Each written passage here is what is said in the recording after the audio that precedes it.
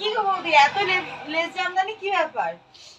এত লেস জামদানি বলতে এগুলো তো এখন সবার মানে একদম থিমে পরিণত হয়েছে। হলদি, বিয়ে বাড়ির জন্য ধর প্রচুর স্টক অর্ডার, তারপর কালী পুজোতে সেগুলোর অর্ডার, তারপরে হচ্ছে তোর প্রত্যেককে এরকম থিম মানে এক দু পিস তো যারা নেবার নিচ্ছে, তাছাড়াও হচ্ছে ধর এক একজন 12 পিস 14 পিস করে অর্ডার আসছে এগুলোর, মানে প্রচুর প্রচুর অর্ডার। না হলে হচ্ছে এত কালার তো আসতো না, আর এত এত স্টকও হতো না, প্রচুর চাহিদা।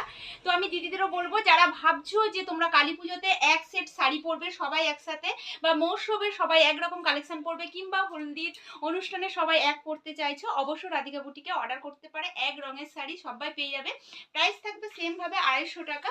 যার যত পিস খুশি তত পিস তোমরা পাবে, যত পিস 100 200 300 500 যত পিস লাগবে পেয়ে যাবে, শুধু অর্ডার করতে হবে।